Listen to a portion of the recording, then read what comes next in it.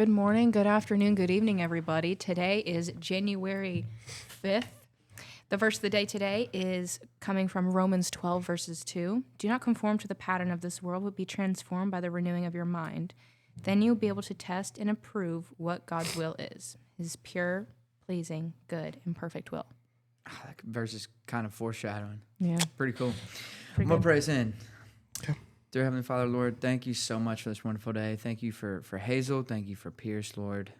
I'm just so grateful to get to come here on this wonderful, wonderful Monday and get to talk about you and praise and worship you with some of my dearest friends, Lord. Please help us be glorifying and uplifting to you. As always, help us to build your kingdom, Lord. We love you so much. In Jesus' name, amen. Amen. Hey, dude, 2026,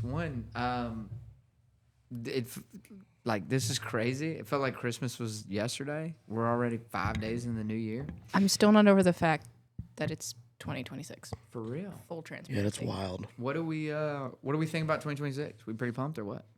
It's going to be a big year. I think this is another year where I can't sit like a normal person. Yeah.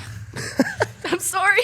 Well, I'll just have to suffer. It's okay. I got high waters on and my ankle socks, so ankles are out.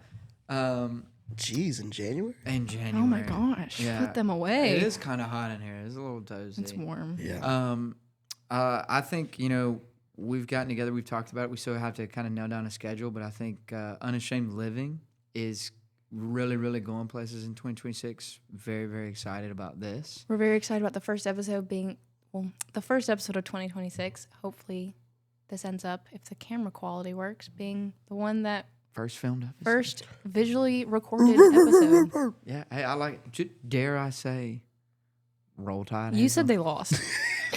They didn't just lose. You Hazel. said they lost. It didn't. It was Hey, embarrassing. we're on to next year.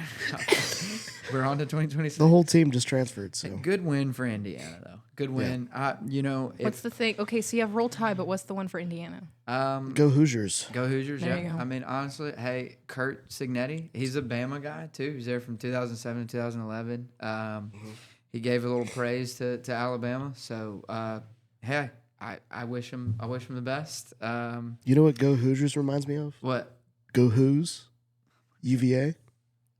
We beat Missouri in the Gator Bowl. Okay. I think the SEC is like 0 and maybe they've won one. I will not take any SEC one in slander like at this 7 table. in bowl games this year. We're on to 2026. Y'all are cracking me up. All right, one thing real quick. Yeah. What is one thing you guys Let's do two things, two quick things. What is one thing you guys want to accomplish in your faith walk this year, and what's one thing you want to accomplish for the podcast this year? That's a really good question. You want to start? Yeah, I can. Give me time to think. I was kind of praying about this a couple weeks ago. This was actually like the week before Christmas. I think it was our first meeting we had here. I just got to thinking, I was like, wow, this year's already over. And, we've kind of been doing this literally since September. And I was like, I'm so proud of, what we've all kind of accomplished with this. It's just really, really cool. I love getting to do this. And, I mean, you look, we from recording in the green room, us sitting on the floor, Pierce having to stay hunched over in the chair, too. We've got our own spot. Shout out to Chad Grindstaff, Chad Money Grindstaff, or Chad Michael Murray, as we call him. And Connect Christian Church. Oh, yeah, for sure. Love that place. But, what I'd really, really like to see accomplished for this podcast is one, for us to kind of take that, next leap. We've all had some busyness kind of going on all at the same time, and I love how dedicated we've stayed to countless research days and us doing our own independent research and things like that. I'd really, really love for us to kind of come together and have more research times with that. And that's just, right now I feel like the devil's really personally attacking me, trying to pull me away with the busyness. I know I've talked with you a little bit about this, but just the busyness that we've had. So I would love for the podcast for us to just put more into it. You talking about like devotional Bible study time? Yeah. Okay. Yeah, for sure. I can get behind that. Yeah, I mean, for us kind of diving in that. And then independently, kind of what I'd like to see for me when my faith walk grow, too, is slow the frustrations down. Because, when you get busy, it's easy to be like, And so I would definitely love to see the frustrations get slowed a little bit. And, you know, for the podcast, I would definitely love to see us, you know, get one. I just love hanging out with you two. It's really fun. We have good conversation outside of college football. And, you know, the limit, I love hearing you guys talk about what you love to talk about. And I learn a lot from you too. So That's sweet. not brain rot, Pierce. That's not all I am. Oh, 3 things. I'm sorry. If I hear 6, 7 one more time. In the big 2-6? Oh, my goodness. Let's leave it in the 2-5. Okay. Let's leave it. Hazel? I'm down. I think as far as the podcast is concerned, I'm really excited for, I think outreach, because I know we've talked about like social media and whatnot. Nothing has nothing has been like set in stone yet. So that's what I'm excited about, is committing to that outreach. Which I think just takes us to the next. Yeah. I mean, not that it's like I just want the follows and the views or whatnot, but I feel like the Lord is moving in all of us. If I can, don't do that. If I can be so bold to say. So I would really just love because I know that I personally would wish that more people knew about my own experiences and what, maybe not my personal struggles, but what they can go from. Like they can go from maybe feeling like they're at the bottom of a pit to now I'm like, I have a really busy week. This is like the first week that I really don't have anything to do. To kind of go from like, you know, kind of feel like unlovable to you're transpired and now you have this love that'll never leave you. Yeah. I mean, that's I love that. And definitely with the social media thing, I mean, we've talked about it quite a bit. I would love to do that. And we do have something really cool. Don't want to put it all out there, but we do have something really cool we would like to do on the social media. So. Oh, interesting. Enchanté. What? I don't know French, so. I don't know what that It means means either. nice to meet you in French. Oh. What about we? That means yes. Oui. Oh, wait. Mm-hmm. It's yes. Mm-hmm. Well, you didn't do Ratatouille. you didn't do your individual. Oh, I guess as far as individually, so I got really behind in my Bible in the year last year. I am still trying to I'm like 110 or so days behind. So I'm still trying to finish it. I would like Proud of you to, for oh, chugging. thanks. For sticking it out. I am like, I'm in Ezekiel. The next one. Wait, I lost track of my chapters. No, that makes me sad. Okay, no, I found it. My next one is Ezekiel chapter 40. And then I've been doing, since the year ended, I've been doing both the Old Testament and the New Testament at the same time to try and speed up the process. So I'm in Ezekiel right now, and then I've been jumping around the Gospels. And I mean, I've been enjoying it. I've definitely I look like a crazy person with the amount of highlighting and cross references that I've been doing, especially through Isaiah and the prophets I really and whatnot. like that. I mean, have you learned a lot from the correlations and stuff like that? Oh, yeah. Yeah, I mean, doing. I feel like It is fascinating. There's a lot of that in this translation that I have. and that's just something I wish I knew. Oh, that's before really this. cool. You I know? didn't notice that. It's really cool. Yeah. That's cool. Well, Hazel, that's awesome. Pierce, man of the hour. As far as the podcast goes, I would like to see someone random just send an email or a text or a Wow, that's comment just saying, "Hey, this really impacted me." Not somebody we know, you know. Yeah. That'd be pretty cool. So I feel like that's gonna happen at some point this year. Or people to ask us questions so that we can research. Yeah. That would be really That'd cool. be hype. Yeah, I mean, the point of this was for us to kind of, walk together and grow together, right? This isn't a we have all the answers. This is we're doing our research Right. on these things. So that would be really cool for someone to hit us with a hard question that requires a lot of our time to do. Because typically those ones that require a lot of time, when you're like, I got it, those are the best, Those are really cool. What about for Pierce? So I recently, I don't know if it's official yet, but I'm basically the new deacon of the youth ministry right now. My boy. That's really exciting. Congrats. Yeah, so Chad's first assignment for me was to rebrand and repackage the young adult ministry. And so, Super proud of you for that, by the way. Well, thank you. Beyond proud. And I think you're going to do a phenomenal job. well, thank you. That's my goal, is to try to get that and make that a well-oiled ministry here. In the past, it's been decent, but it's not had the attention that the Uprising has had, or even the Club 45 has, or whatever. Yeah.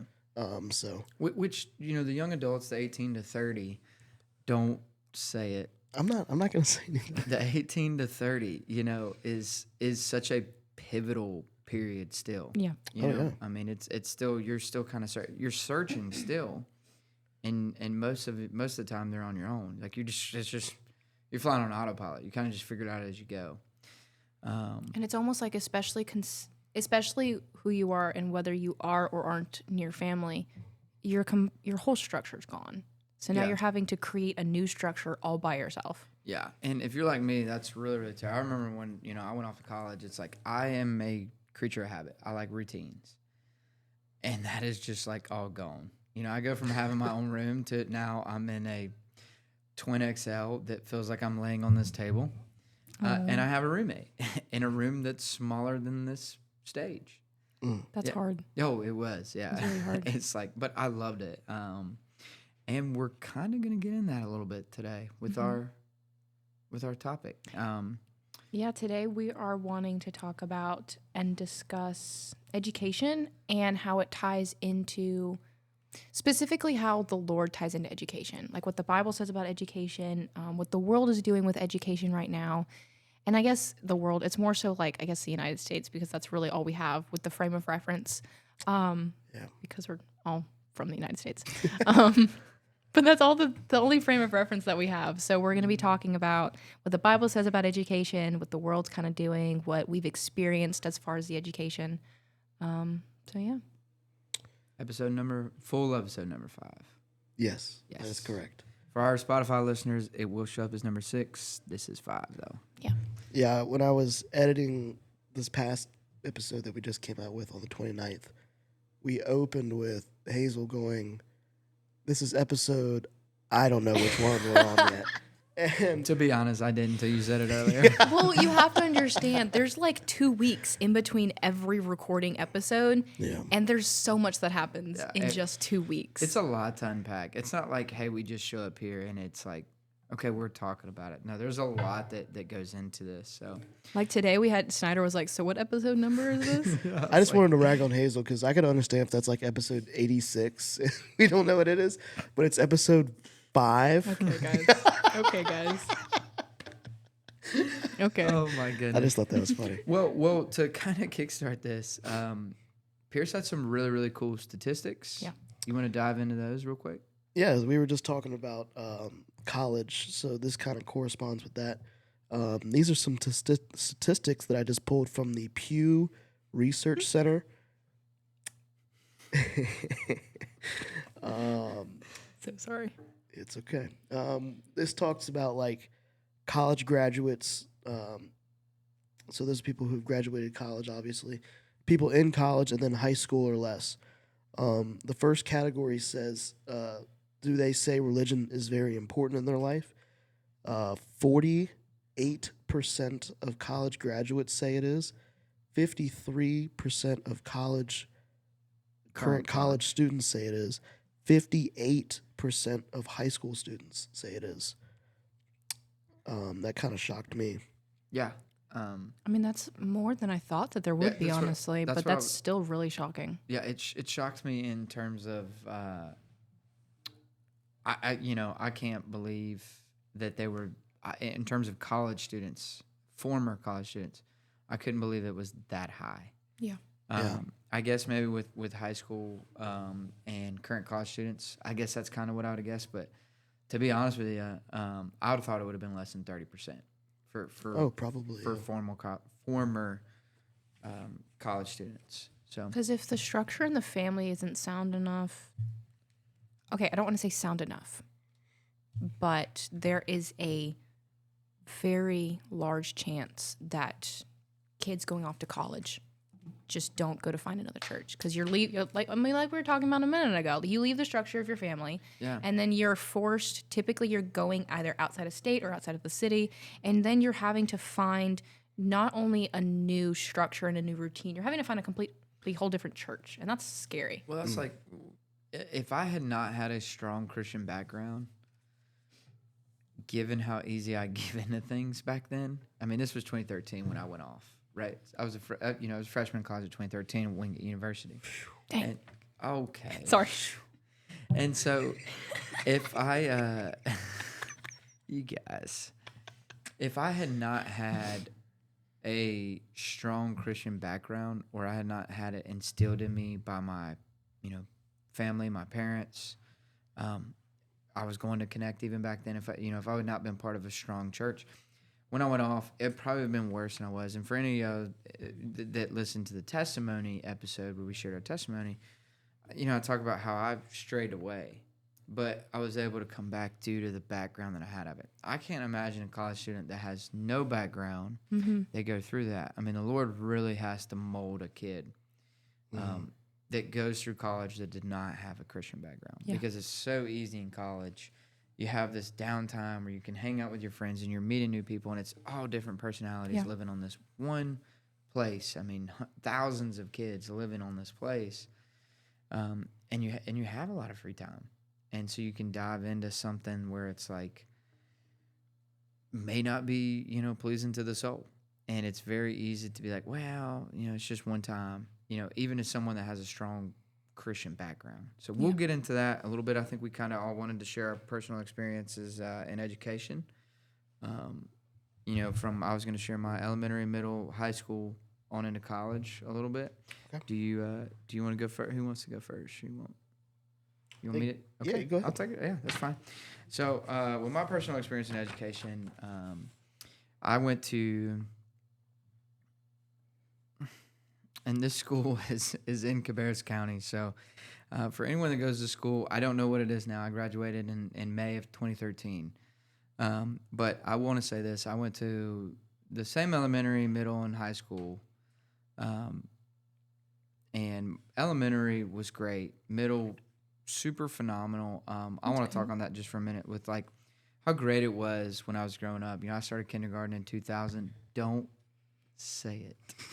I don't have to anymore. I really don't have to. I started, and it was, oh my gosh, and it was so good with how they instilled it. I mean, I can remember all the way back to like even the second grade. I was doing like sword drills and stuff. Like you were looking for it. We had a Bible class. Like all our teachers were very, very faith minded. They put a great perspective of a biblical worldview in me. Growing up, going into middle school. I felt like middle school was good. We had a mandatory chapel service we had to attend. You start doing, you either had to choose between chorus, art, and band. Nice. Didn't want to play an instrument. Couldn't draw to save my life. Still can't. Oh, stop. And so I was like, well, we'll do the chorus drama aspect of it. I remember everything was, worship songs or a Christian play, it was super great. Well, this high school, I get into high school and it started becoming a little different. It started becoming more about sports. It started becoming more about, hey, we care more about winning in athletics than we'd necessarily care about, the faith aspect. We still had chapel, but it was The focus had shifted. Our high school went from, you got disciplined terms on how you acted to that started getting lax in when I was in high school. I noticed the discipline kind of dropped, and you started seeing more and more. You start seeing. I remember the first time I ever saw drugs was in high school. First time I ever saw alcohol was in, and this was like going on campus in the parking lot, stuff like that. And it's like that. I saw that kind of fray away, and I think that really hurt me for a while. Or when I say hurt me, I didn't notice it at the time. I didn't really notice it until I got to college. But it's like, well, hey, I lived like this in high school. Maybe I'll push the envelope, and it kind of snowballed. kind of what we got back into the testimony.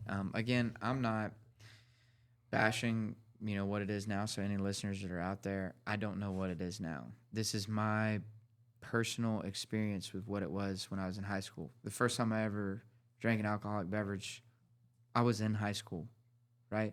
It's because the groups we hung out with. It became. I remember every teacher I had all the way up until I was in the ninth grade. They were very Christian minded. You knew it. Christian flag was in all the rooms, right? And you just knew that we were going to pray to start the day. All that. You would still see that a little bit in high school, and it was, you would see less and less of it. You would still see it, but you would see less and less of it. And so my personal experience with, First Assembly was, hey, it had started great, but somewhere around the line we lost the focus of a faith-based school. Yeah. And I've reached out to many, now I won't say many, but I've reached out to some of the other people I graduated with and saw if they felt the same way. And it was, they said you could tell a clear difference from when we, even from like middle school to high school, or even freshman year to kind of sophomore year. And that was kind of my experience with it and I noticed in high school too, from freshman to sophomore year, it also affected my church life because it was also like I was, going to church and was doing things like this. To senior year, I don't want to go to a youth group. I don't want to do anything like that. I just want to be available to hang out with my friends whenever they want to do whatever. I know it wasn't reading the Bible. I know it wasn't actively kind of diving into that. And then, I know I'm talking, but I want to go. I want to go into college too a little bit, and that laid that was my foundation in high school. It's like, oh, you can be cool doing this stuff. So when you get to college, and you're not going home to your parents. So even at the end of the day at high school, like I'm still going to my parents' household. I know how they are. I have respect for them. That I need to act up, or I should know what's right and what's wrong.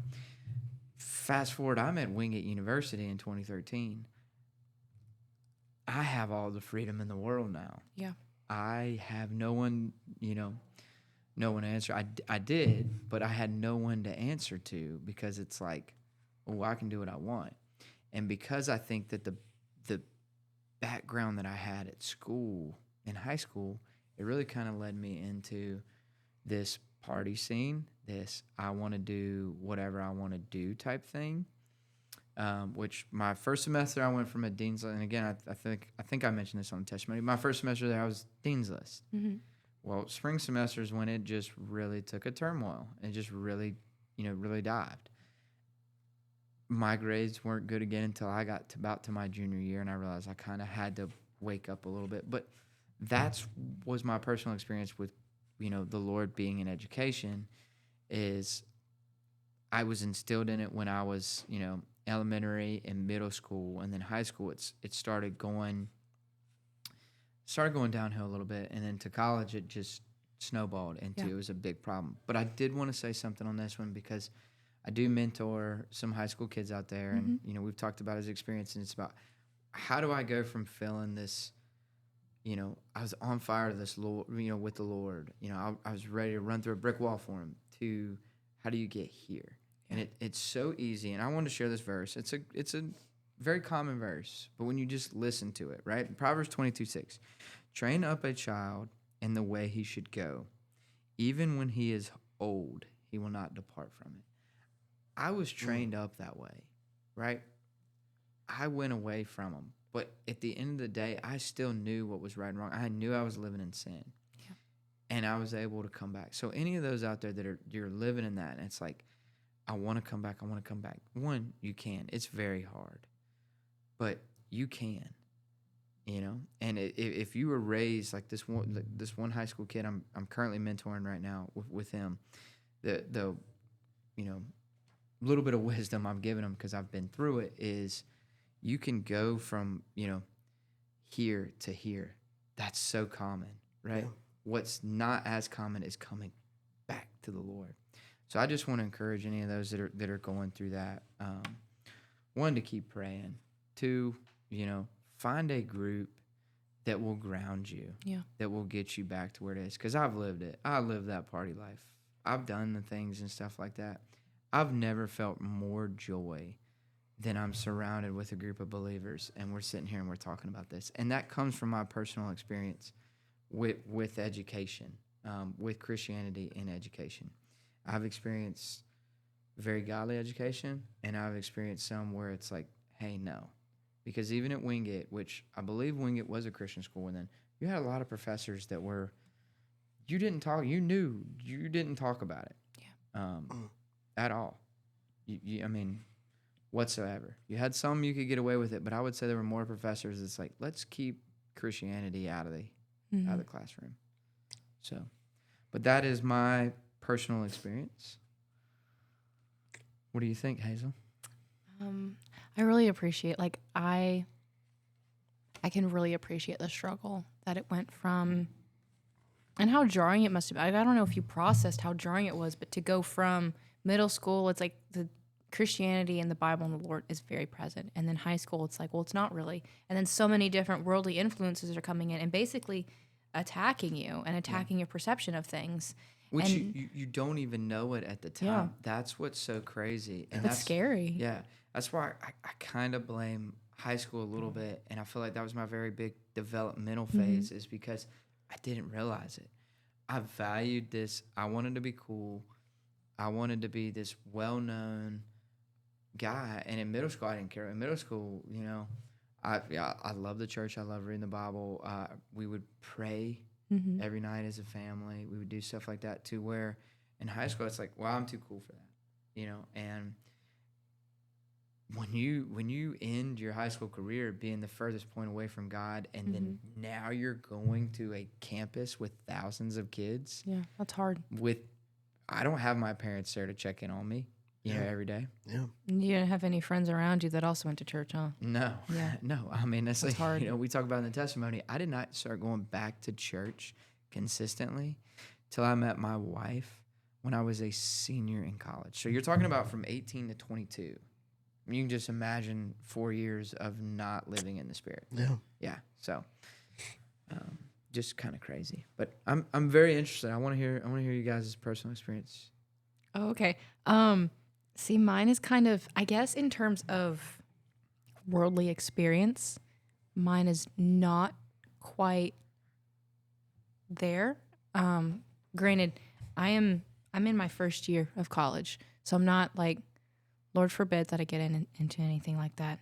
But my education, I'm homeschooled. I don't know if y'all could tell that I was homeschooled. I've been told that it's apparent. Yeah.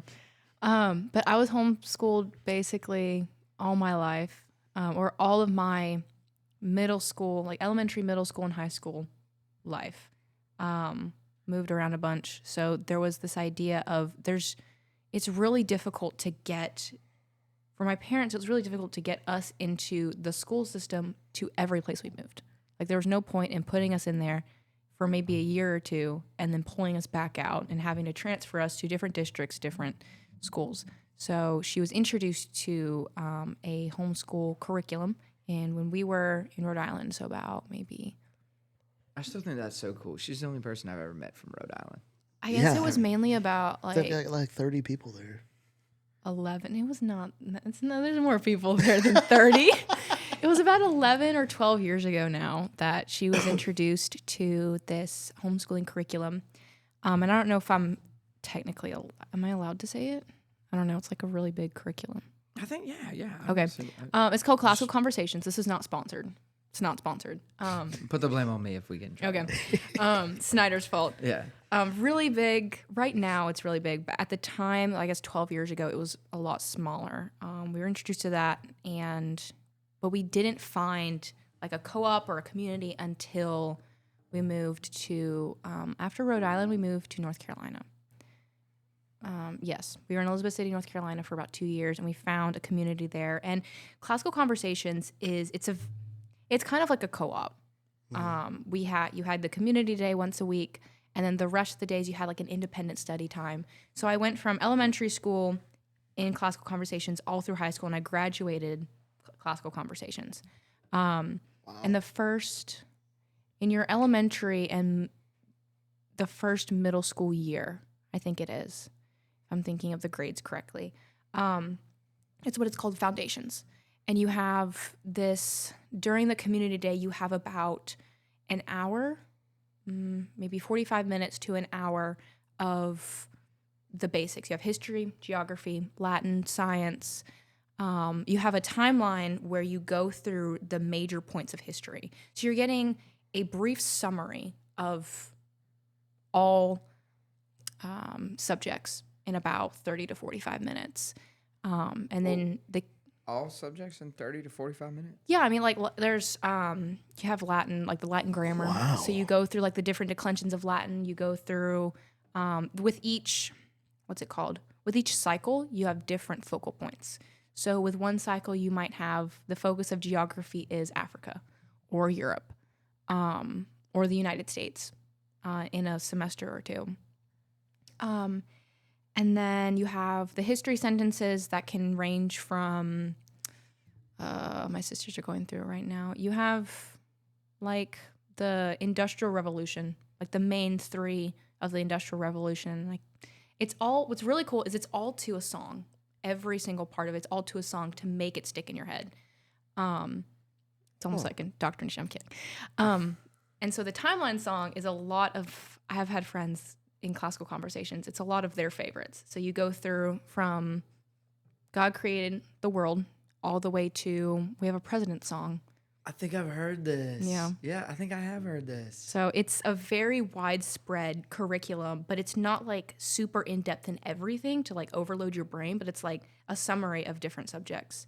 And those are the middle school, the elementary and the first year middle school. And then I guess when you're in 8th grade, in your 7th grade, I think, is when you go into this program called Challenge.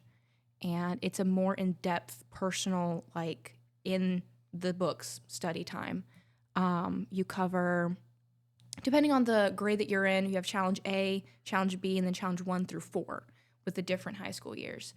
And you're in depth with different subjects. And I think with Challenge B, you're more into logic.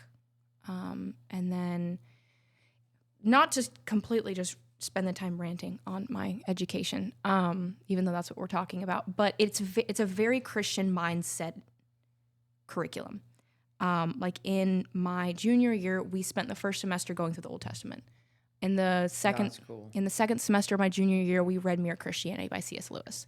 So there's a very intentional point of view on, like, centered around God. But they also do a really important, they focus on teaching us how to learn, not specifically what to learn. And I don't know, like, what you guys' education looked like, if it was kind of like picking apart how to learn things, like how to look at the Old Testament compared to the New Testament and pick things apart and figure out, well, this doesn't make sense, so why is it here? And comparing things. Or looking at a problem I and didn't trying. do anything like that. I would say in middle school, I feel like they did. Okay. In middle school, we picked apart certain books. Yeah. I remember we dissected Romans when I was in the 7th grade, in particular Romans 12, which is like my favorite passage. It's really good. Yeah. And I remember we would do things like that. But that's the extent I think we got. Yeah, classical conversations, I am very biased. I loved the program. I do want to say that homeschooling, and like I've talked to multiple different people, and it's like the way that their life is set up and the way their family operates, homeschooling does not fit for them. Like it's a very, like, the parents, either the mom or the dad or both of them have to be heavily involved with the students. So like homeschooling is not going to be for everybody. So you're saying got to be very, very structured. Yes. Classical conversations, like in my experience, has provided a good structure, but it's also, at least the challenge years, it was very independent. So if your child, or if you weren't on top of your child with their schoolwork, they might not get it done. So it's a very, like, independent study. You could tailor it very easily. Like if your child is not able to get all the homework done, then the parent can tailor that to fit their child. But it's also very easy to not get everything done. So it's definitely not for everybody. Could I ask you a question? I hope I'm not jumping the gun. If you No. were planning on talking about this, with how you were currently in your testimony at that stage in your life where you were at with your faith walk, how did such a Christ-centered education, did you clash with it, or? It was very helpful. At the point in time, like I was still in the middle of, I think it was, so it was Challenge B. That's, what's the last year of middle? That's Eighth grade. eighth grade? Yeah. Can't. No, you're good. You're good. Oh, people ask me, what grade are you in? I don't know. I know what class I'm in. I don't know what grade. So especially elementary, middle school. I don't know. So 8th grade all the way through 10th grade, I think. It was a struggle because I'm getting these different points of view from my friends.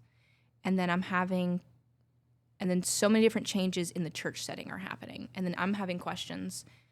And granted, I'm asking these questions and people are answering questions, but it's like it never feels like a satisfactory answer. So to me, it feels like these questions aren't being answered. Like, I guess, for example, there was a source of contention between me and the passage in Timothy where Paul writes that women should not have authority and should not teach, right? Because at the point in time that I am at this age, it's a very feminist point of view. Very age of like, well, headstrong, yeah. yes. So it's like I'm coming at this with, why would God say that? That makes it seem very demeaning. And then with the kind of church that I was in, it was kind of proving that to me. That they were trying to like figure out how to say this.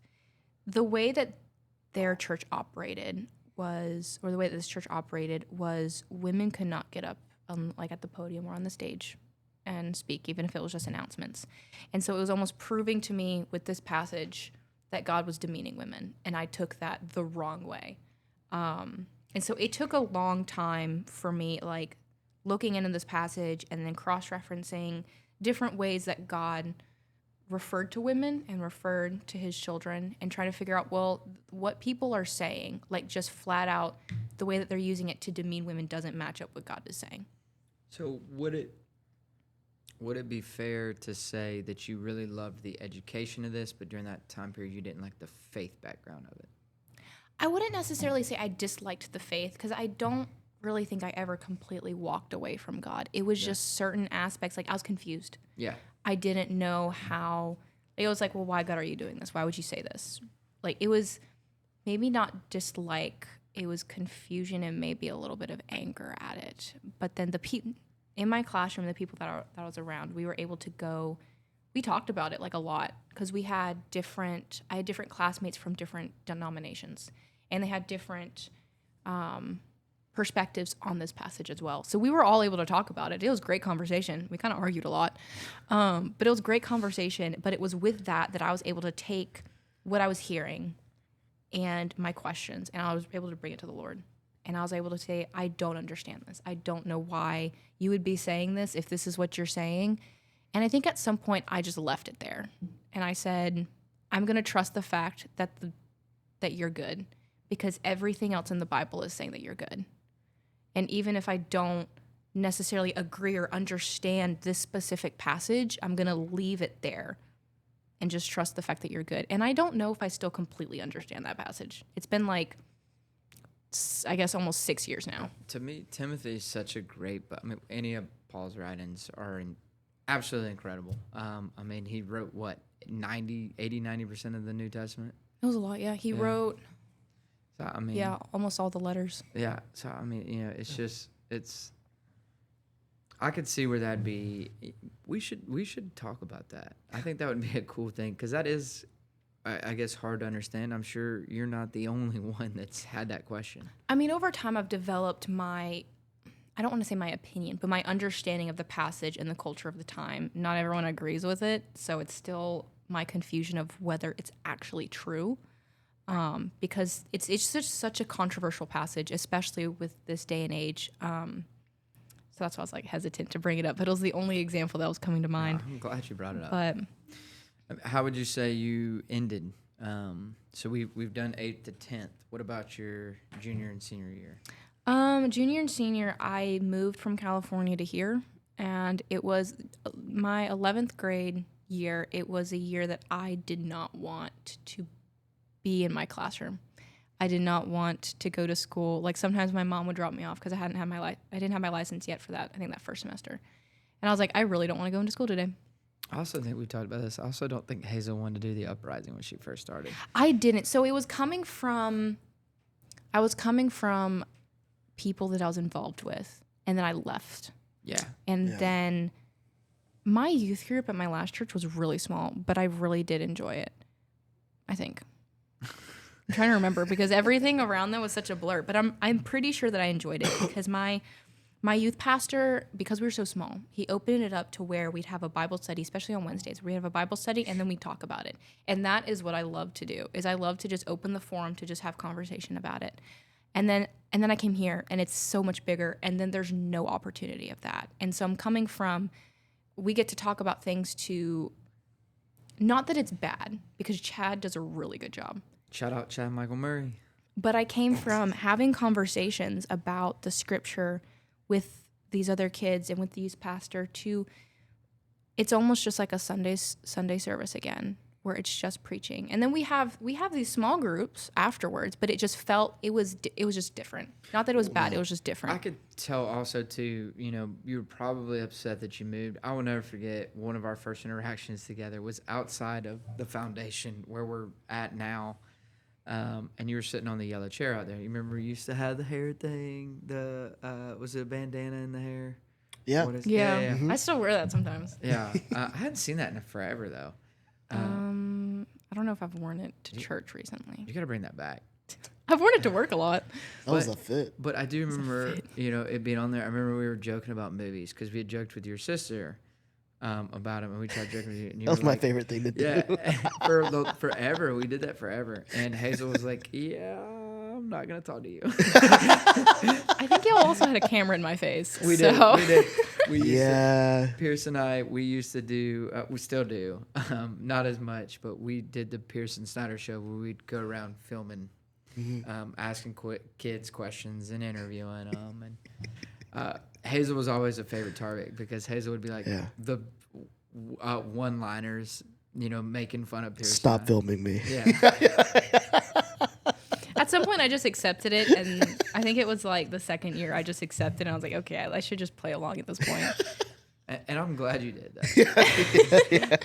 For I our realized sake. that I was kind of being mean too. I was like, I'm probably being really mean. And the thing about one of the things about me and Pierce, I feel like you're better than this than me. It's so if you're mean to us, we're just gonna single you out even more. Yeah, I think that's what I realized because at some point y'all just stopped coming up to me. I was like, thank goodness. No, I love y'all. Now we bullied her so much where she's on a podcast. This is true. Yeah.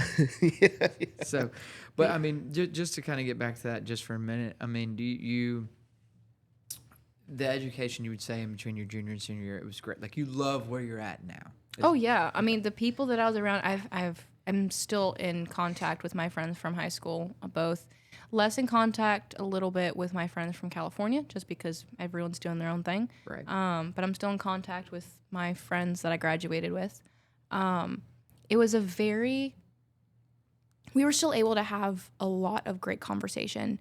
I think my favorite year would have been my senior year, just because my classroom became a little bit smaller, but it was a lot more intimate and very full of you're supposed to only spend 1 hour per subject in class, and we had about 6 subjects. So 2 or 3 2 before lunch, and then the rest of the 4 after lunch. We were supposed to only spend 1 hour per subject. When we got to theology, we would spend about an hour and a half to 2 hours on theology. I love that. So that was, I think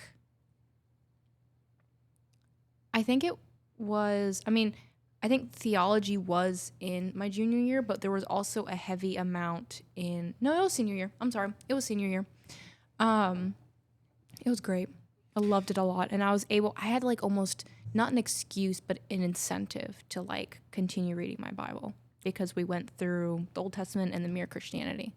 Quality over quantity. And I feel like this is going to be really cool for us to say too. How many did you graduate with? How many? Because I think this could play a factor as well. So I I think graduated with about 50. 5. 5. I think. Let me count. She graduated with 5. So I graduated with about 50. Somewhere between 50 and 60, I think. Yeah, I think 5, 6 including me, but 5. Okay. I'd say 50 and 60. How many? I want to.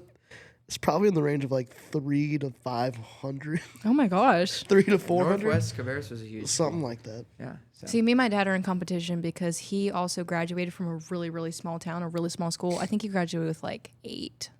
Where's nice. your dad from? Del Rio. Texas? Del Rio, Texas, yeah. No way. Yeah. Cool. I don't know if that's the school he went to. I'm trying to remember. Yeah. That's cool. but- Though. Get out. Yeah, he graduated from in a really small class. And I was like, well, I beat you because I graduated from even smaller class. And he's like, no. Yeah, That's Dad, good. I win. So just to kind of recap on this, with your personal experience with the Lord and education, you loved every bit of it. It was what you needed. Oh, absolutely. I do think that there was, I mean, I've mentioned my parents being a huge impact on my life with the Lord. Like my parents, we went to church together as a family. That never stopped. That was what we were going to do. I think it also helped that I'm a homebody type of person. I think it also helped that I'm not super extroverted and like just going out and doing my own thing. So I wasn't a part of different friend groups. I mean, apart from like the friend groups in middle school that would have damaged me Right. in my high school years. I was very content with just being with my own people, and those people that I was around were Christ followers. That we talked about politics at lunch. Well, I'm gonna sound like a nerd here, but we talked about politics in the Bible at lunch. We talked about our senior thesis, like on the phone, like out of high school, out of school, like not during the school time. So I definitely think that with my upbringing and with my education, that if I had been a part of any other education, I don't know if I would like be right here, right now. Yeah. It was very impactful and very beneficial. I love it. Well, I'm glad. Well, I think all of us win. I don't think anyone else needs to. Nah, I want to hear Pierce's. Yeah, I want to hear it. I guess I'm in the majority of people not going to private or homeschool. I'm in the public school system. PCs. Yeah, where all my public people at? Public school, man, what a ride.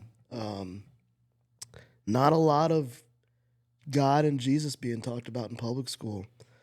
You get the state curriculum, and you learn about evolution and. Well, that's fun. What would you say? Because you went to Virginia and here. Yeah, so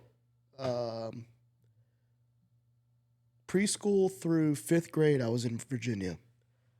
6th grade through 6th grade through 10th grade, like middle of 10th grade, I was in a different city in Virginia.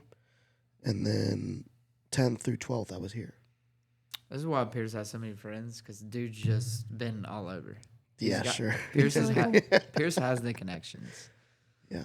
So, what would you say was a better? This has no relevance to it, but I just want to know who had a better quality education, Virginia or North Carolina? Quality, probably Virginia. What did they have that North Carolina doesn't? From your experience? That's a great question. I mean, I do feel like North Carolina is ranked towards the bottoms in terms of education. North I Carolina's mean, also it's ranked pretty. towards the It's like I say Virginia because the school was nicer. Okay. But I really think they're like right there with each other as far as quality of learning. I will say though, God wasn't talked about in school till I got here in North Carolina. Oh, interesting. All my education about God growing up through elementary and middle school was through the church. Pap. Pop, family, so all that came from the church and going to summer camps and You also have youth two groups. very good parents that. Oh yeah, Yeah. they definitely kept me in the church, and that's the reason I'm here right now. Super so. cool little brother and little sister that. Yeah, they're all right. Yeah, they're cool. Yeah, they're cool. No, they're cool. But yeah, it wasn't until my 11th grade year where I started taking Bible classes at Northwest. They offered 4 classes: Introduction to New Testament, Introduction to Advanced Old Testament, and Advanced New Testament. That sounds fun. Cabarrus. Yeah. That's very interesting. That was cool Yeah. as all get out. I remember my teacher, Mr. Hong. He Oh, was like the coolest dude ever. Which one of those did you take, or did you take all 4? I took all 4. What was your Nice. favorite? I enjoyed the advanced classes a little bit more just because I had more knowledge, I thought, than the average public school student would growing up in the environment I grew up in. So it was like all the classes were really easy for me. And I just enjoyed deep diving into stories and learning things about the stories I didn't Is that kind of know what about. the advanced would? Did you learn about Revelation and? Not really. We didn't really dive into Revelation. We tackled more of just deep diving into stories. Like we learned about Samson, what he went through, and like even like the gap years between the Old and New Testament, the different kingdoms that took over during that time period and That's stuff. really cool. I did a study on that like 2 years ago, and that's the first time I had ever. I knew about it, but it's one of those. It's like you don't know anything about it, and I did one, about 2 years ago. It was crazy because the Super time cool. in between, what is it, Malachi and Matthew, it's like the prophets, like God was silent. He didn't Yeah. talk to any of them. Yeah. That must have been Dormant. terrifying. I mean, he was still making moves. oh, for sure. Oh, But it's just yeah. like there were no prophets Right. talking. Oh, I know. And so God wasn't talking with the Israelites. They were just in exile. Which is, all right. I'm writing that down because we're gonna talk about that later. We're gonna talk about that. What? I Like think the the gap period is so the gap cool. period? Yeah, because I have a couple Wasn't books it on like, was it 400 years? That number sounds right to me. 400, about I want to say 400. 400. Now that I say it, it sounds kind of wrong, but it. Yeah. Pierce was in the advanced class. So. let me see if because my Bible has like little introductions to each book. So let me see if I can figure it out. Pierce, Sorry. do you think that you taking those Bible classes put a target on your back amongst peers that you might have had in Northwest Cabarrus, or was it people didn't really? I want to say the majority of the people that I hung out with were in these classes. It was one of those, like you talked about taking chorus and theater. I took those classes as well. And so it kind of felt like all my friend group was in these Bible classes anyway. That's good. And it wasn't something that you get picked on for in the hallway. It wasn't like playing the flute in the band or something. Would you say it was? It's so strange to me that you get picked on for the type of instrument that you play. Maybe I'm really homeschooled. So, Sorry. so it was even at ours. It was. I mean, I was like, in 6th grade, you have to pick either one of those 3 things. And my mom was like, "You should be in the band." I'm like, "You should not quiet." suggest that." But why do you get picked on for the instrument that you play? I think it's more so the outfit we had to wear. Really? Was it that bad? Just It's some bad. instruments are cooler than And then others. also we had to Oh. play at the football games too, and it's like Oh yeah. I don't want to sit. I am ADHD to the max. I can't sit still. Like I don't want to do this. But to get back to you, would you say that laid a great foundation for faith, or was it more so? Absolutely. Not just those Bible classes, but like when I started middle school in Virginia, we had to pick our first exploratory, or like, what are those classes that aren't like core classes? What are they called? Electives? Yeah, Electives, yeah. So my mom told me to join the chorus as well in 6th grade. So I did that, and my chorus teacher, let me tell you, she's like the best lady of all time that I've ever met. Hold on, because I think this might go into the question that I was going to ask. Is did you guys have any educators that kept you on the straight and narrow, or any that pulled you away? Is this one that you would? This is one, and I would say her and Mr. Hong, the Bible teacher. Okay. They both. Miss Cross, that was a rough period of my life because I just moved schools for the first time, leaving all my childhood friends behind. Mhm. And so I'm put in a relatively familiar environment because I've been to this town many times because that's where my grandparents lived. So I kind of knew what was going on, but I didn't know anybody, obviously. And I enjoyed singing at the time. Like I was doing some acting stuff, and my mom was always in the choir. I just want to pause. Pierce says he was doing some acting stuff. Pierce was in a Super Bowl commercial, so doing some acting stuff is a little bit of a I mean, you did a really good job. yeah. I appreciate it. And the difference between me and you taking choruses, you could sing, I could not. This is why I could sing, because I was doing the chorus classes. I did chorus when I was like in 5th grade too. They begged me to not keep signing up, but I did. A lot of the songs that we did in chorus too were more religion or Christian based, I would say. You sang all the hymns. Oh yeah, I mean that was one of our warm up songs. Was one of the hymns. I'm having a hard time remembering exactly what one. But it was one of our warm ups. What songs did y'all sing? So you said that was the warm up. So what songs did y'all actually sing? It varied during the year. We had like a recital, obviously, every year. So like we had a theme my 6th and 7th, 8th grade year, and I think 6th grade we did like the Newsies. I don't know if you ever seen the Newsies. I love the Newsies. It's a Disney movie. It's a musical. It's a musical and Disney. Pretty good.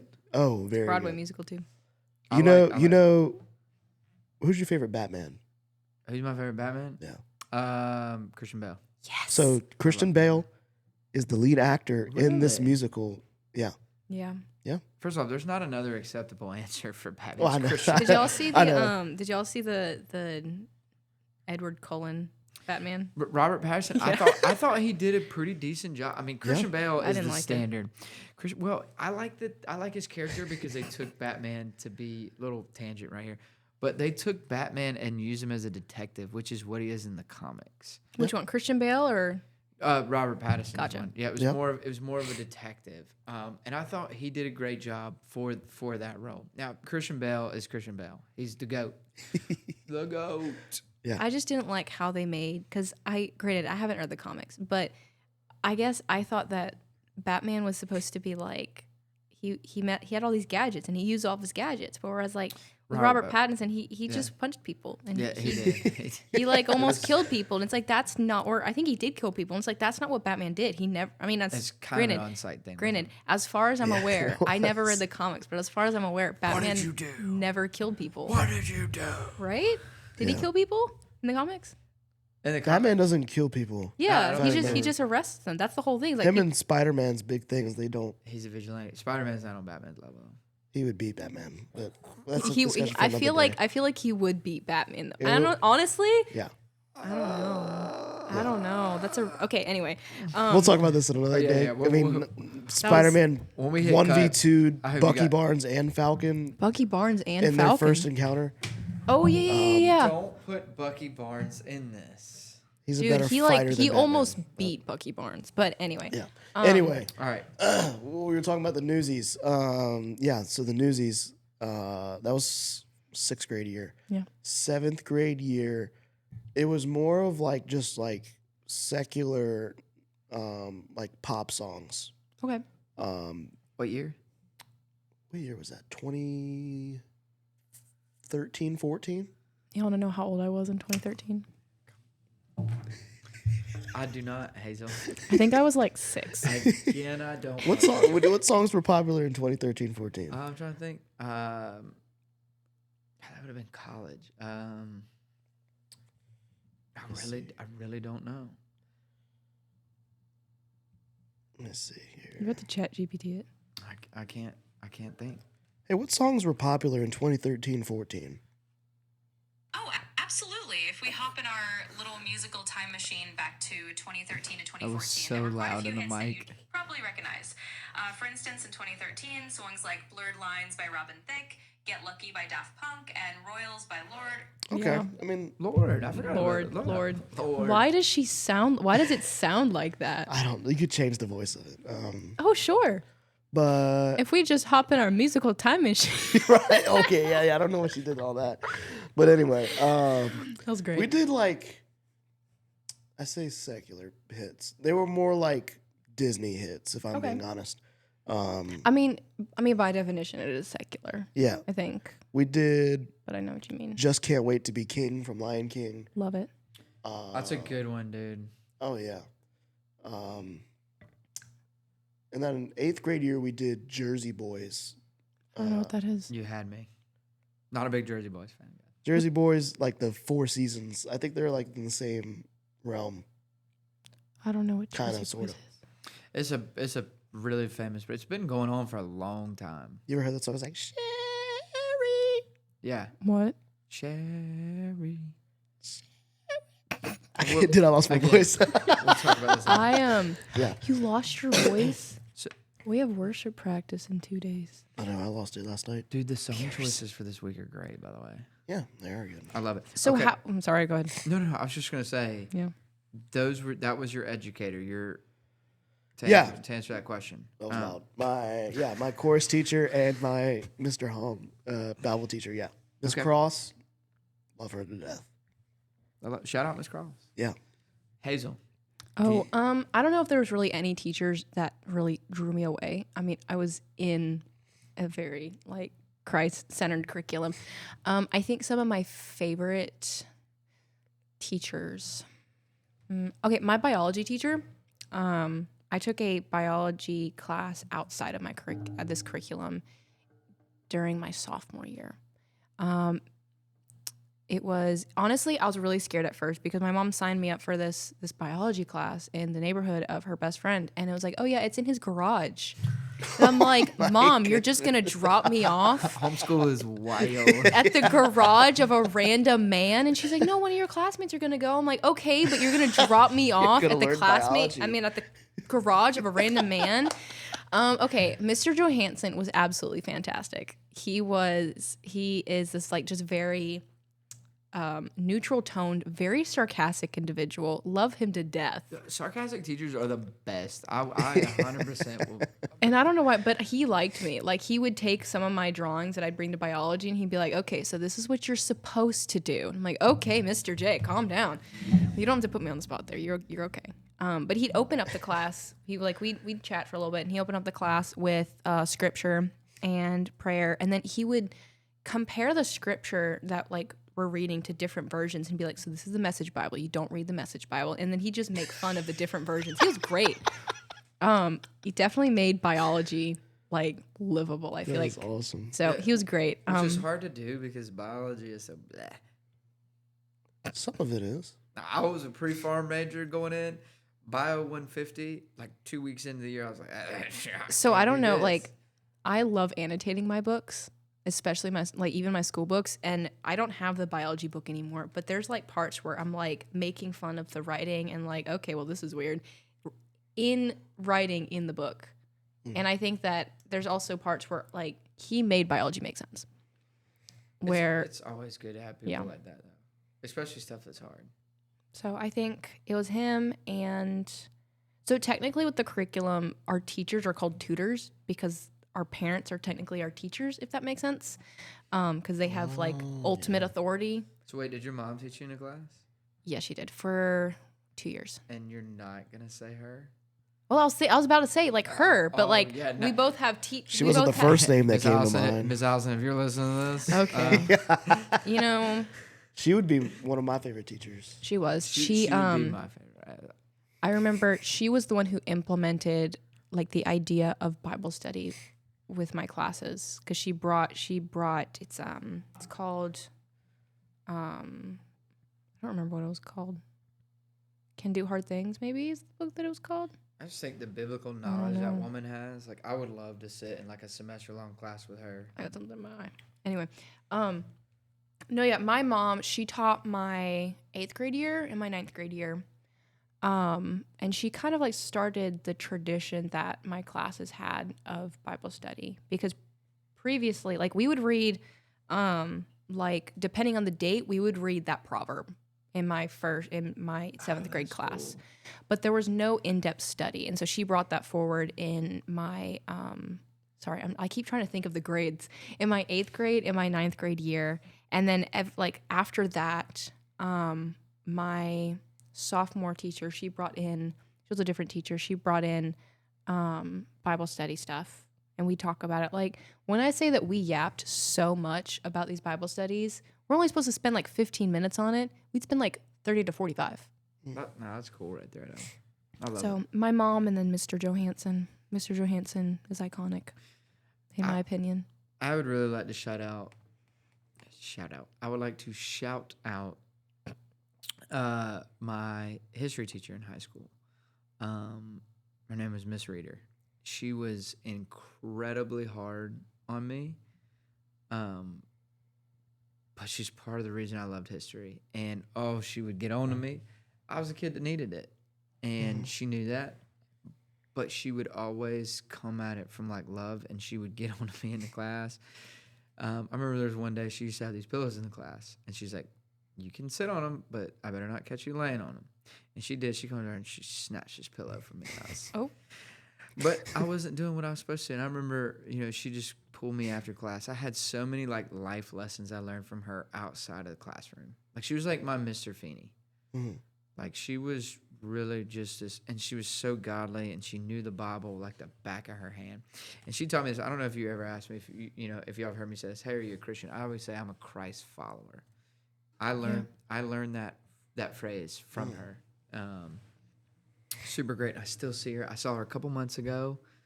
Nice. I love it. But one of the things I really liked about her too is she had a bout with cancer while I was there, and she refused to leave.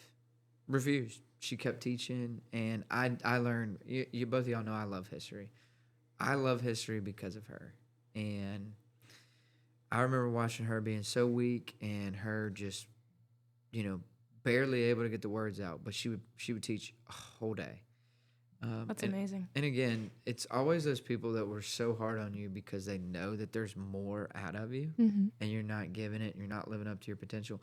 If I didn't have her, she would have been a lot. I probably would have been a lot worse than I was. Yeah. She was honestly kind of like, my mom at school, I guess you could say, because she was always watching out. She'd see me in the hallway and she'd be like, "You doing what you're supposed to be doing?" "Yes, ma'am. Yes, ma'am. I am." So Miss Reader was one of those that she definitely kept me on the straight and narrow. Yeah. So shout out to her, Miss Reader. If you're hearing this, we still love you. So, If I could jump back into Yeah. public school again real quick. I was about to ask. Let's do that. We kind of like got sidetracked. we did. One of the things I liked about public school was everybody kind of got to express what they wanted, and I started doing a ministry at the school called Meet Me at the Flag. It started as that was an event one time through the whole school year. I started doing it every week. It was just a little prayer thing we would do right before school. Pray for the week of school. You did this in Virginia or in North? In North Carolina. Okay. It started like I had the youth minister here at Connect. His name was Rob, and he met us out there every That's morning. cool. And I would get it was like more and more people every week from the That's really cool. school would go out there, and we'd join hands and have a prayer around the flagpole before Dude, school. I love that. And then I got involved in the Young Life in high school, and I know not everybody has the best experience with Young Life. I've heard some bad stories, but my experience with Young Life was pretty good. It was more on the having fun side, but I went to also the Wednesday night services they had, and it was pretty cool seeing the kids that you go to school with, and then they'd show up to Young Life, and you're like, you're a Christ follower, Oh wow. and it was just kind of interesting how so many people in public school are two-faced. Yeah. When they get into that environment, they know a lot about the Bible, but when they're in class, they're throwing paper airplanes. Do you live it? Right. Right. Do you apply it to your life?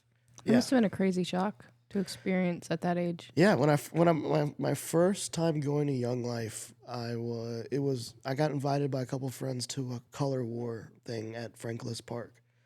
Color war. Yeah. Oh, the days, dude. And this is when I just got my car, so I was like, yeah, I'm going. I don't ask my mom to take me. I can just go. And my first car was a Mercedes C class. It was like a 2006. Nice. It had like 130,000 miles on it, but I didn't care. No. I loved it. I know where this is going. No, I'll get into that later. But Oh. so I roll up thinking I'm hot stuff, pulling up to Frank Lisk, and it was just kind of weird to see all these people that I was like, this is a Christian event. Like, what are you doing here? But yeah, I mean, and then I went to Young Life Camp, and Young Life Camp was really cool. The small group time. They did the Young Life Camp. That's at Windy Gap. Windy Gap. So ours was it was called Crooked Creek Ranch. It was in Colorado. That's right. You did tell me you went out there. Yeah, we went to Colorado for the summer camp, and then we went to like Carolina Point or something for the fall one, and that one was really cool. If you haven't experienced Young Life Camp, I would suggest going just to experience it. If you don't like it, don't make it a habit. I definitely think you should go to give it a try. Yeah. I will back you up on that. We had a different experience,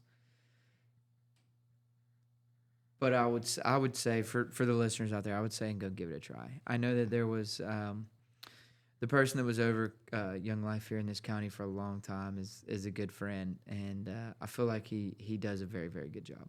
Mm-hmm. I had some very good leaders.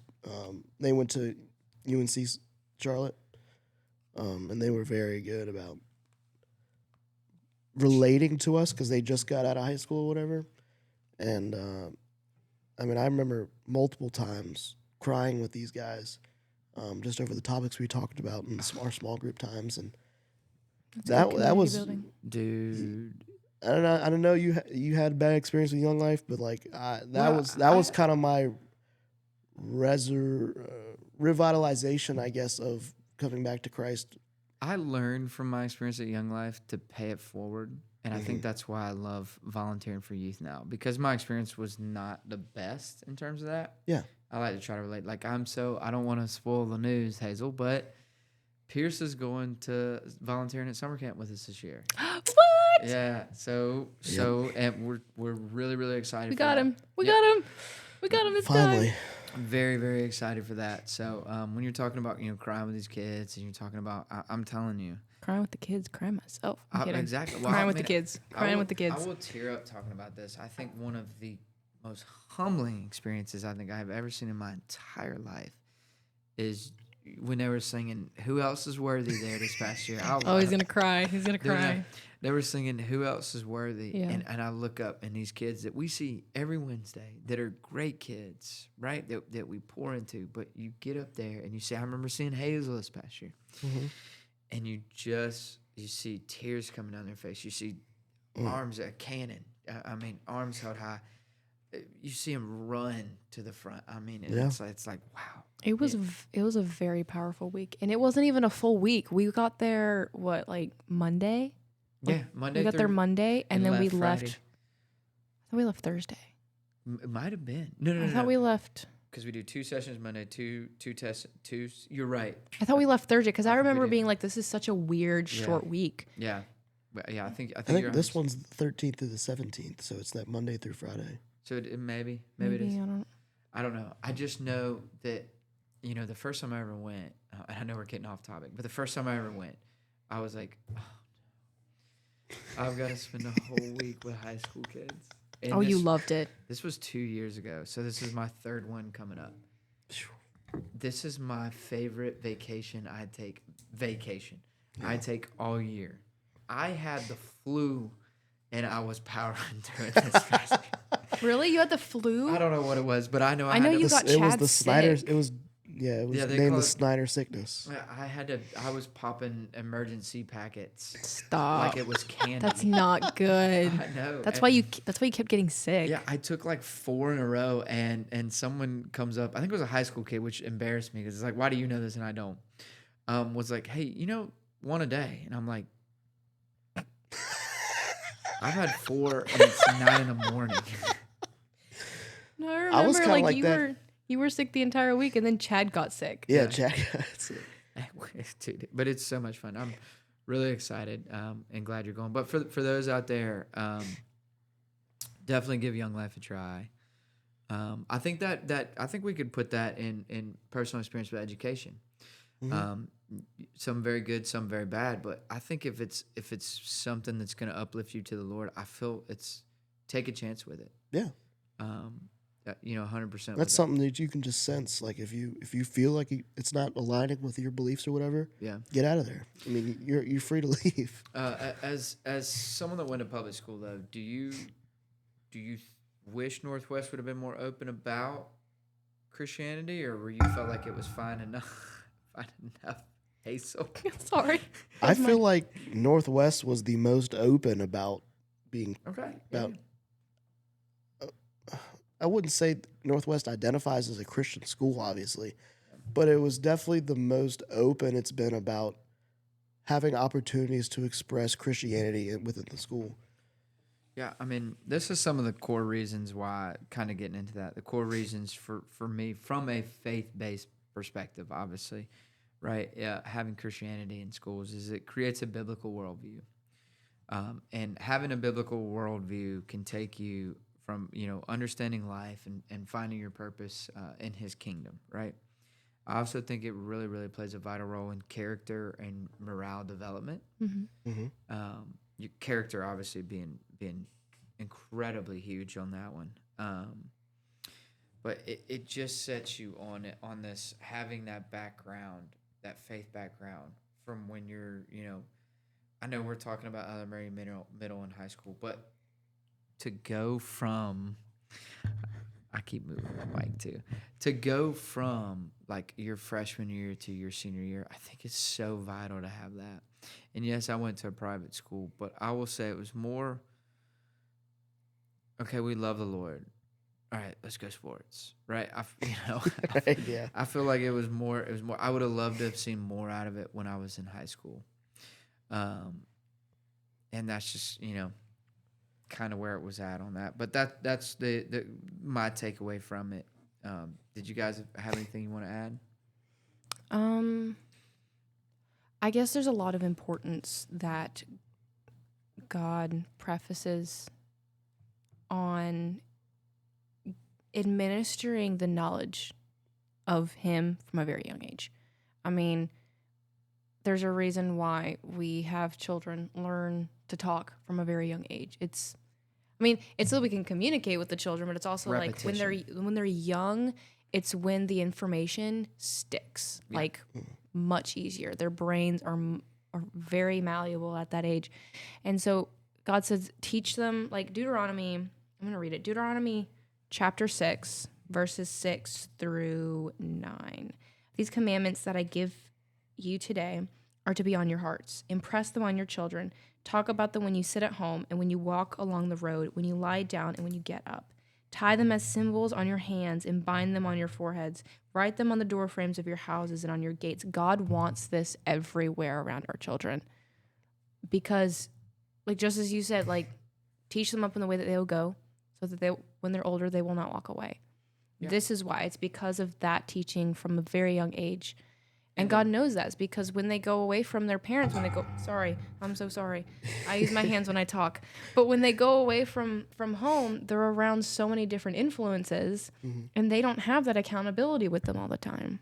Yeah, and it's the repetition that goes with it. That's why I think elementary to middle to high school, even to college. There was something I kind of want to get into. I'm trying to think of a transition way. No, you're good. For this. Do you guys, and I don't want to dive too deep into this one because I feel like we might make this a future, episode. Okay. But do you guys wish that, teachers, I won't say, do you wish that we could talk about Christianity more, but do you wish teachers wouldn't get in trouble as much as we've seen here recently? And let me give you an example for one. This is one we brought up. This just recently, I have two examples. This just recently happened out of the University of Oklahoma. A teacher assistant was fired for failing a student that had wrote basically a faith-based, essay defending something from a faith-based perspective. It was 3% of her entire grade, and she was failed for it. She received I'm guessing a 0, at least an F. Okay. and something like that. And then also this one right here was crazy, which is public school teacher Jessica, and I hope I say this right, Tapia. I hope I say that right, but this is right here. A public school teacher, Jessica Tapia, was fired after a refusal to comply with gender ideology policies of her Southern California school district, citing her Christian belief. Right. So I mean, when you go down the list of actually what she was not allowed to do, Southern California School District, including the directives to lie to parents by hiding their children's gender transitions, to allow transgender students to use the locker room and restrooms of their choosing, to refrain from this one was what was crazy to me, to refrain from publicly sharing her faith beliefs on social media, and to abstain from sharing her biblical beliefs with students when approached with faith-based questions. So, Wow. so I guess my take on that is, if a student approaches a teacher with a faith-based question, do you want to see a teacher be able to defend, or be able to answer it from a faith perspective? Well, yeah, of course. Yeah. I mean, I think if the limit is being put on people to be able to share the gospel, things are going wrong. And that's happening in the UK right now.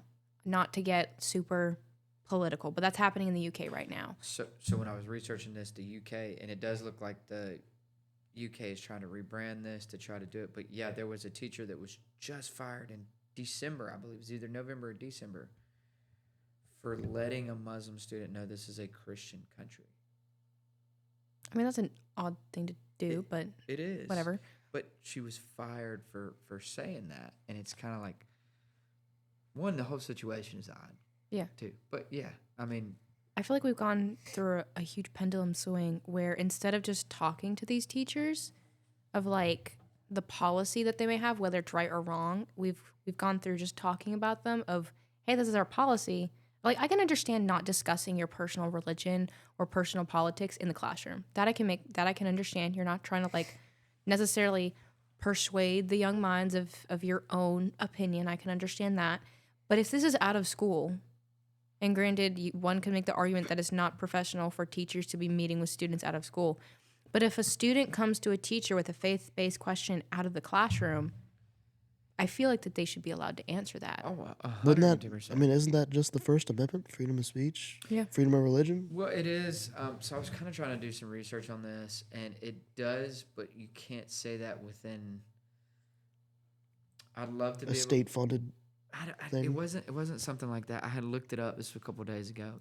I can try to find it, but I'll probably have to end Because there's that whole thing of the separation of church and state. So, yeah, maybe. I think the school system falls into that. So I was actually looking that up recently, and there's a whole lot of debate on that, but it's the primary reason for the amendment is so that there's not governmental infringement on religion, not necessarily religious influence on government. One could make you could probably switch it around and be like, well, if government's not supposed to be influencing religion, the religion shouldn't be influencing government. You could probably make the argument about that. But I think the intent was to leave it open so that, because consider where the colonies were coming from. Massive government involvement. They were wanting to separate that. And so that the government wouldn't be able to tamper with or mess with or get rid of any religious activity. So not just Christianity, because they said there's all religious freedom. So not just Christianity, but all religions. And I think that the hard part that we come to because again, we talked about this, we could probably make it another episode, I don't know. But the hard part that we come to, and it's well, there should be more presence of Christianity and of the Lord and of the Bible in church. Because of the country that we're in, if we involve Christianity, then it leaves the door open for the requirement to be, okay, well, we have to involve Buddhism. Yeah. We have to involve Islam. Which is a smart way to look at it. Which could be a good way for students to pick apart things and understand their peers, especially for Christians to understand how their peers think and how their religion works, so that then we can spread the gospel in a more compassionate way. Yeah, loving. Yeah. Yeah, but it also leaves the door open for the devil to latch onto this. Well, this is kind of what it is. Kind of goes in what it's called.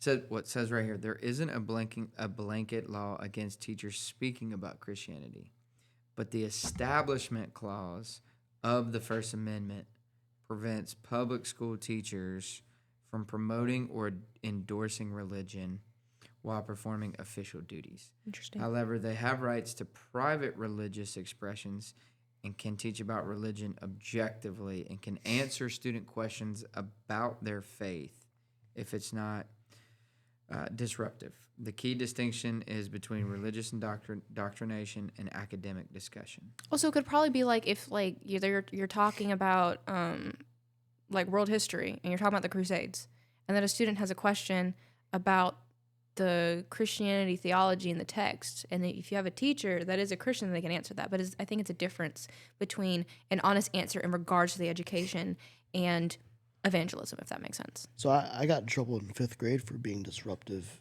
about my faith, and I think it was my science class, because she was talking on and on about evolution and stuff, and I was like, "Oh, that's not right. Evolution's not real." And she said, "How do you know?" Did you say it like that? It was something along the Okay. lines. I mean, I'm thinking about how snarky I was in 5th grade, and I was like, "The Bible says nothing about evolution, so That's great. I think you're lying to us." And something along those lines. And it ended up turning into a parent-teacher conference. Oh my goodness. And my parents got upset with her about nothing he said was wrong. I love to hear it. So, I mean, to be fair, it isn't the theory of evolution. So I need to stop putting my hand over there. It is the theory of evolution. So, like, there is more scientific fact that... I love this, actually, because I looked it up in middle school, and there is the energy that I think that scientists talk about, that the world just exploded into being, right? The Big Bang Theory. So God created the world. How do we think that it just happened? It would make sense that when God created the world, there would be energy that he used to create the world. Like, that would make sense. There's typically, scientifically, if you think about it, there's always going to be like a residue or something used when you create something. Right. So I would love to make this an entire episode because this is so interesting to me. yeah. No, like honestly, I think that one might have to be like a 2, maybe even a 3-parter because 3-parter, that's a lot. well, because I like the gap theory, not the gap. Like in between Malachi and Matthew. No. What is it I'm trying to say? The gap where time is meaningless to God. So, the Bible says 7 days. Well, what if the days were Oh, actually... yeah. It's like, what is that? What is that? I don't know. I think it is called the gap theory. I don't know. So I would have to do research on that. I like the Mandela effect. Mandela effect's fun. Get out of here. Get So how do you think... So your public school experience wouldn't necessarily be like... Would you consider it like more in the world, or would you think that you're being raised the way you were, being raised with the Bible, you would think that you had a fair theological mindset in public school? I would say the curriculum that they were teaching was very much of the world. Mm-hmm. My mindset wasn't influenced by the curriculum at all. I just kind of took it on the chin. I was like, I guess I'm going to just try to get A's on my tests. And then, because I was like, I thought I was smarter than the teacher. I was like, I know what actually happened. So Yeah. I'm going to play your little game. I mean, it is really fun answering questions the way you know that they want it answered. Like, the textbook answer. I need to stop touching that. In comparison to, like, the actual answer. I've had a few questions, like in psychology, where it's like, what's this? And I'm like, I know that that's not true. Yeah. But okay. Get I gotcha. Mm-hmm. Mm-hmm. Yeah. We've been talking a lot about teachers. And I want to bring up a question. How can the church better partner with parents instead of trying to replace them. You know, you sent this question in, and I absolutely loved it. Say it Yeah. one more time. Say it one more time. How can the church better partner with parents instead of trying to replace them?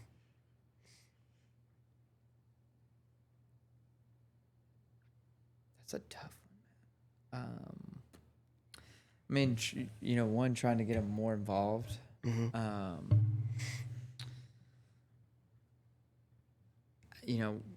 I don't think you should be just I call it the 1 out of 168. There's 168 hours in a week. I don't think you should be at church just for that 1 hour Sunday morning. I think you should constantly, be trying to, learn. There are plenty of small group here at Connect, plenty of small groups, and they're so good. I love them. I'm in one. I've been in the same one for like 5 years, and it's so great. But there are tons of them here that you could get involved with that kind of could help you with that. I believe there is a parent one they do a couple times a year. That would be a huge thing, making sure your kid, is involved in church, and maybe doing, I don't know, they do a father-son breakfast here that's kind of like a bonding experience that kind of teaches it. But, I mean, how can you partner with the parent if the parent's not really here? Right, yeah. You know? Mm-hmm. Making sure the kid goes to youth, they can learn, just kind of instilling what a parent-child relationship should be like. Mm-hmm. I think that's a tough question. It's a very good question, but Yeah. it's a tough one. It kind of gets into the next topic I wanted to kind of dive into was, what was y'all's church education like growing up? My church education was a lot like my school education. Mm-hmm. I'll go. I can go first if you. Yeah, if you want. So my church education, so we had Sunday school in between first and second service. So we were always first service. We've always been first service people. And my home church in Virginia, like my grandfather helped build the church that we went to. Oh, nice. So him and his wife, my grandmother, were cornerstones of youth education in that church. And so my grandmother was one of my first Sunday school teachers. And I mean, she's probably the most Christ-like woman I've ever met in my life. I mean, she's just incredible with her mindset and the way she carries herself. And she's also really funny about how she goes about things. And, but yeah, the education I felt in my home church is the core foundation of my faith, I believe. I grew up in the children's choir. And then, part of the children's choir was memorizing so many verses. And then there were rewards based on how many verses you could memorize. And if you memorized like 25 verses, you got a little trip to Chuck E. Cheese. See, I had that, and believe it or not, when I was in First Assembly, I had that at First Assembly. I love that. I used to give out prizes all the time. For if you won so many sword drills, or if you won so many Bible verse memorizations and stuff like that. Mm-hmm. I don't remember as much about the church when I was younger as I do about my school education. I just really don't. I don't know why. I remember the youth, but I don't remember. You don't remember before middle school? I feel like all my biblical education came from my, private school teachers. Yeah. I don't know why. I just don't remember it. I really don't. I have a really strong memory of all of my youth ministers growing up. Yeah, when you get up into youth, I do, but Like prior to that, like Sunday school and whatnot. yeah, like Sunday school. We were is big like, VeggieTale people. Grew up on watching VeggieTales. And My family grew up on like. see, I remember watching VeggieTales. Love VeggieTales. I don't remember. I don't know. Oh, Yeah. where's my hairbrush? yeah.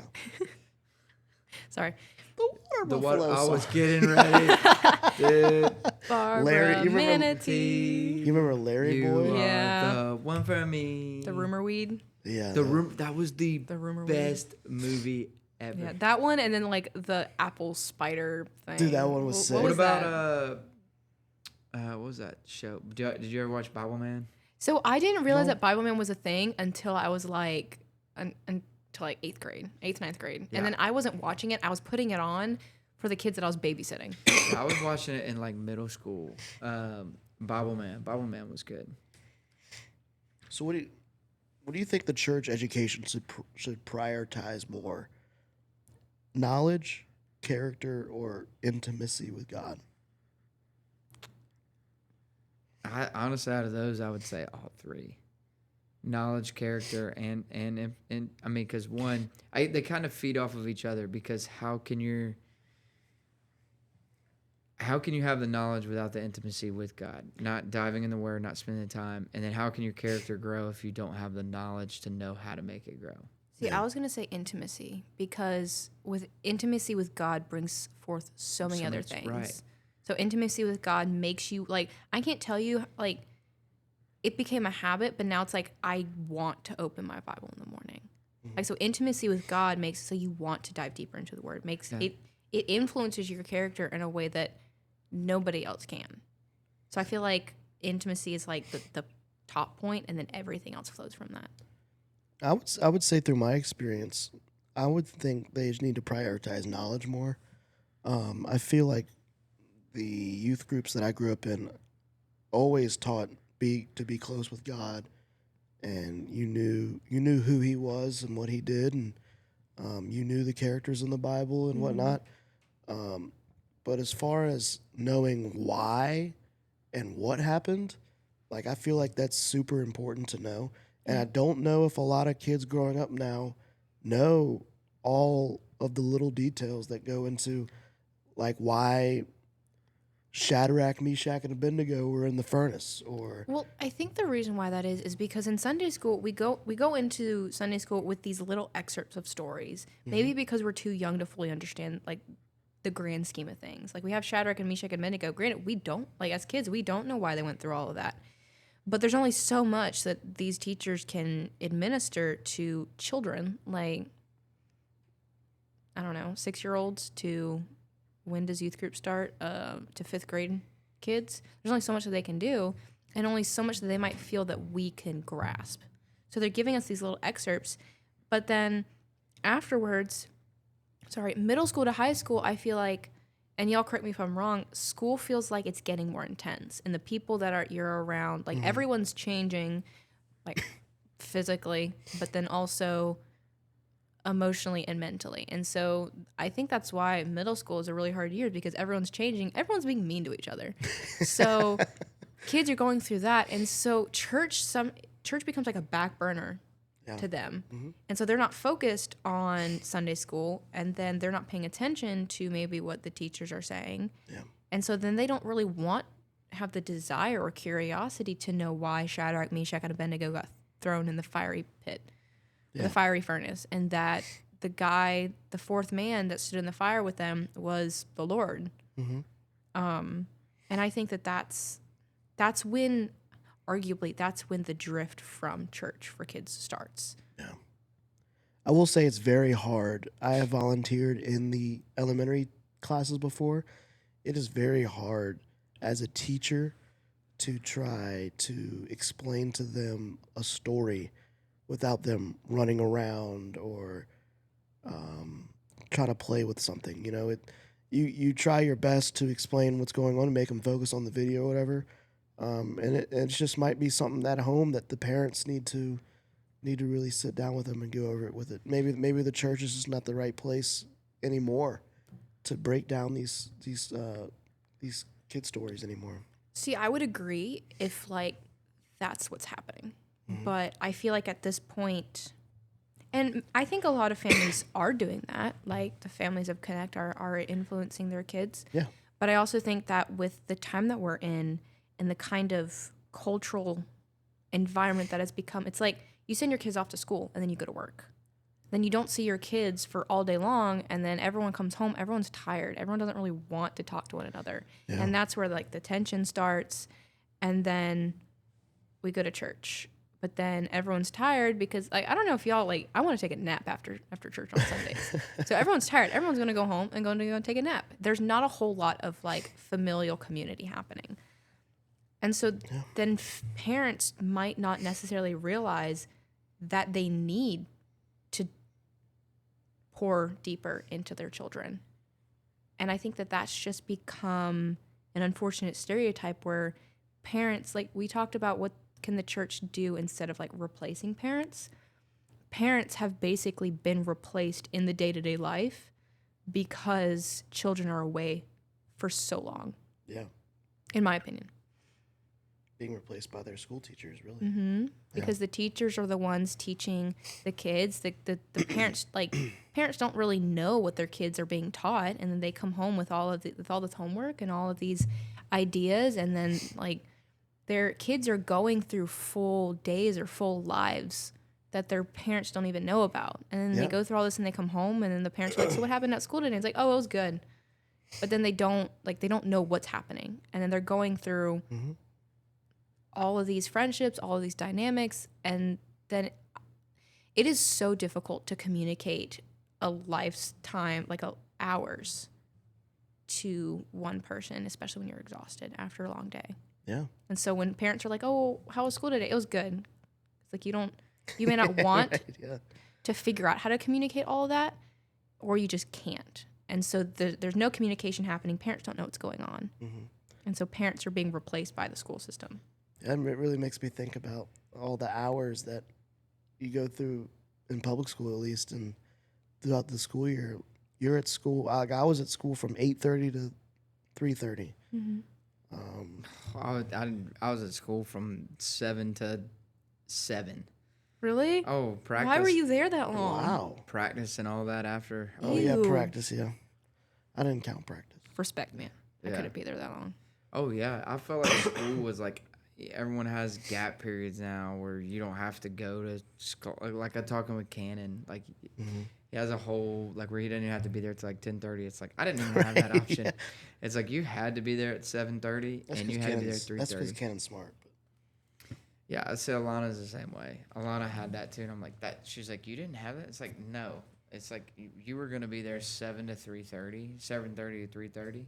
Yeah. And then guess what? I had practice after that. Yeah, I was just talking to Cannon yesterday. He goes, one of my classes doesn't even start till like the 26th. So, like, I just don't do anything right now. It's so different from when I was in high school. Yeah, I have a class that starts on the 13th, and then most of my classes start technically on the 12th, but then I have like an in-person class that starts on the 13th, and then I have another class that doesn't start until like March. Mm. That is crazy. Yeah. That is like crazy. But I do feel like going back to, I feel like there's a certain level of responsibility that parents have to their kids that I think the importance of has been lost because of the world that we live in.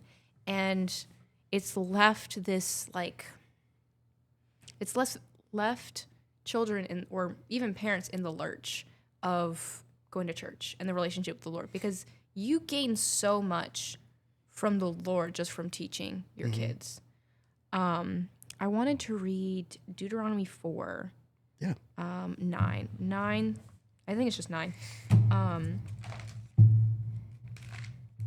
Only be careful and watch yourselves closely so that you do not forget the things your eyes have seen or let them fade from your heart as long as you live. Teach them to your children and to their children after them. So we never stop just teaching people or teaching our children. And then we never stop learning about the Word of God and about God. And I think that, I mean, y'all correct me if I'm wrong or let me know if y'all have a different insight, but I feel like it's become where there's not as much of parents pouring into their children. Oh no, that's been a problem for so long now. Mm-hmm. And not to say that like every parent does, because I do know that like many families who are very intentional with their children and with the Word of God. I know many families here do. Yeah, especially here at Connect, because we get to see them so often. But I feel like there's such a cultural divide because it's like everyone's got to have their screen time, even the parents. Not putting this all on the kids. Even the parents have to have their screen time. It's like you go home, you eat dinner separately. You have your screen time, you watch your shows, and that's that. Yeah. And because you're gone for 8 hours out of the day at school, you're not getting the pour in that you need. You're getting the pour in from the wrong type of influence. Right. I've caught myself doing that, like on Sunday afternoons, even like during the week. Like I go up in my room, go downstairs, grab dinner, then come back up to my room. I'm like, I've been with people all day long. I would like You a gotta be few spending time hours with to your myself parents. to just play a couple of video games and not have anybody ask me, "Can you take the trash out?" and "Can you let the dog go outside?" Like I'd like to just have a couple hours. See, to I'm myself. a little similar where I would work, and on my work days I would basically be there all day. And especially on Mondays, I'd work all day and then I'd come here and then I'd come home. And granted, I haven't seen my mom all day long, but I'm exhausted. But I'd sit there and I'd eat dinner and I'd talk with her. But then I'd pretty much like retire for the evening, especially on Mondays. But I guess what's a habit for me is I come home and I talk with my parents for a little bit, and then I go to my room, and then I'm just there until either the next meal, like until like dinner, and then we all come out. So like I guess typically when I come home, it's like late afternoon. Yeah. So I'm there until it's time for dinner, and then we all come in and we have dinner. Like we don't separate when it's time for dinner. We're all there when we have dinner. I don't think I get home till like 8, 9 o'clock. That's rough. Yeah, it is. It's terrible. It's like every day too. It's like I've gotten like that recently with sporting events. Like the Alabama game was on the other night, and my dad was watching it downstairs, and I was like, I would rather stay up here in my room and watch it than hearing my dad No. and my brother bash me and my favorite team. Oh, So I'm gonna stay up here. My dad was like, "Come down here, watch it with us." I'm like, "No, I'm not gonna subject myself to that." But yeah, I get Yeah. you on that one. Sports is huge for me because I feel Especially like that game. even when I'm there, oh, that game. Was terrible. It's like even when I'm there, I'm not there when football's on. yeah, I mean, like isn't there a Monday night game on tonight? I don't know. It's gonna be starting soon. Yeah. Yeah.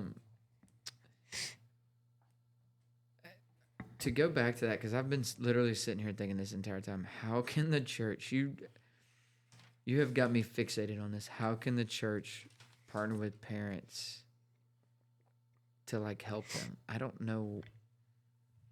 Yeah. That's how, a tough how would, one. how I would would you like go about redesigning church education to where I mean, the first parents thing, could be more involved? I don't. first things first is educate the parent and the children on how a relationship is supposed to be. Mm-hmm. I don't know. That's got me stumped, dude. Yeah. I feel like it definitely becomes really difficult to just teach to the kids once a day per week from like maybe 30 minutes to an hour when then they have maybe outside influences the rest of the week. So it's like we teach about the biblical roles of children listening to parents. Like But what about parents actually parenting their kids? well that, but also what influences do the kids have with other friends like at school? Yeah. Yeah, I guess so, because that was kind of huge for me because it was weird. It's like I knew how I was supposed to act at home, so I didn't act up.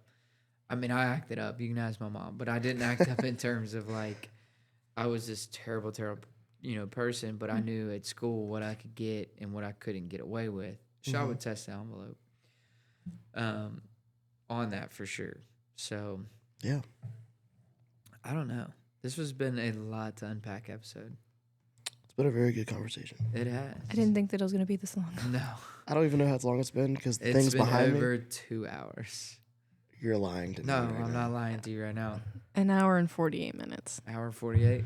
Yeah. Okay. Honestly, I think Good my thing I'm not editing this week.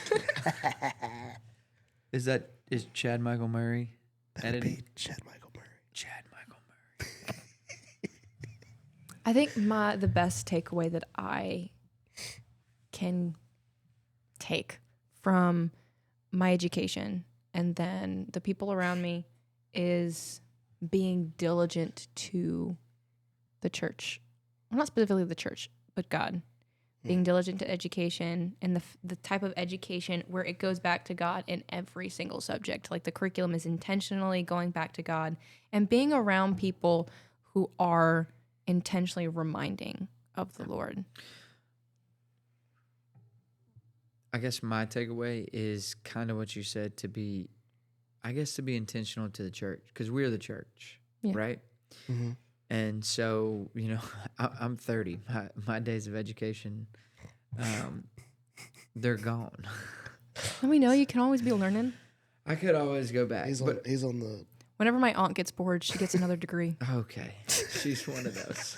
Yeah, she is. So I mean, not to say I'm not saying just get another degree, but I'm saying like you can always be learning. Right. Like always be reading, always for be sure. learning. Yeah, for sure.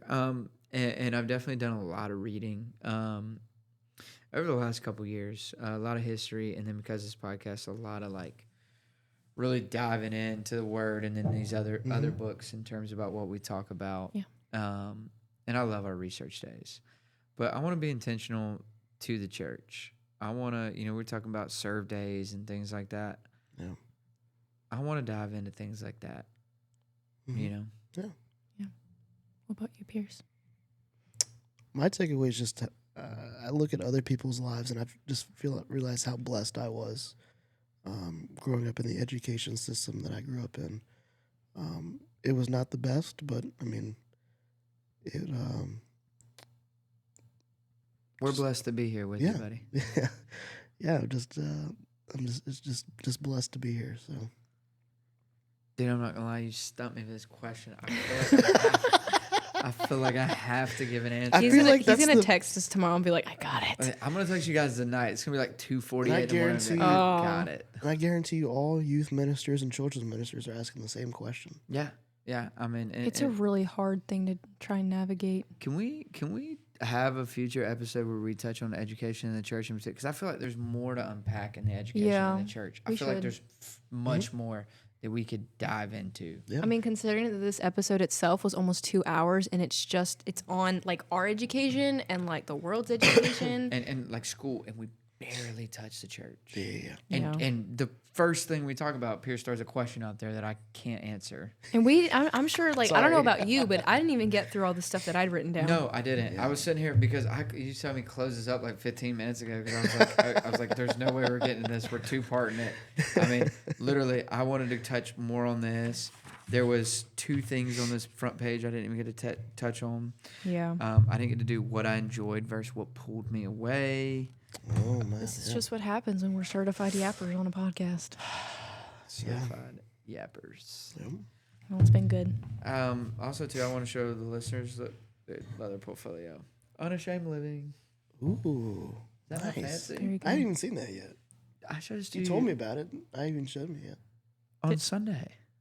You know, you showed it to me, and I wasn't really paying attention. Oh, Pierce. I was eating I was eating the Chipotle that Chad got for us. I was paying attention. Don't worry. And I was like, oh, that's a cool little. It says unashamed living. Oh, there it is.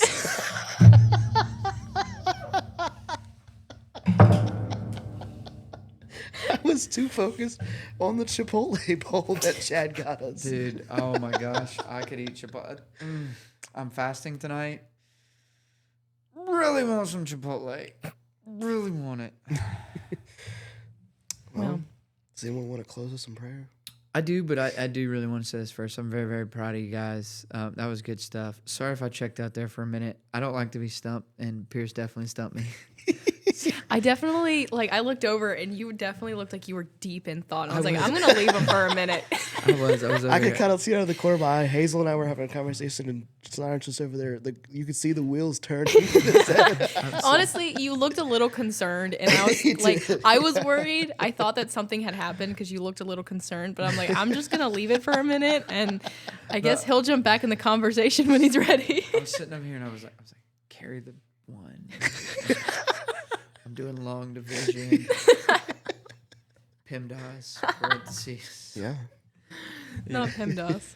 A squared, no. B squared. Where's the C squared? No, yeah. But definitely for a future episode, I would like to touch more on the Yeah. because I feel like there was so much more we can unpack on that. I Oh feel- yeah. Good, really really good conversations tonight. I love talking to you guys. You guys are really really smart. Right back at you, Snyder. Right you back guys- at you. So, well, I'm gonna pray us out if that's okay. I'll pray us in. Does anyone want to pray us out? You want? Okay, I will pray us out. I guess. Okay. I'm nervous. You put me on the spot. All right, dear Heavenly Father, Lord, thank you so much for this wonderful conversation, Lord. Thank you for just being, a calmness in the storm that we call life, Lord. I'm so grateful and so thankful to come sit up here, Lord. It has been heavy on us the last few months, and you just seem to always just calm us down whenever we just dive into your word, Lord. And when we get together and we talk about you, I'm so grateful and so thankful to be up here with Pierce and Hazel to do this. Thank you for planting this in us, Lord, and just thank you for giving us the voice and the ability to be able to do this, Lord. We love you so much. In Jesus' name, amen. Amen. Well, thank you for listening, everybody. Roll Tide.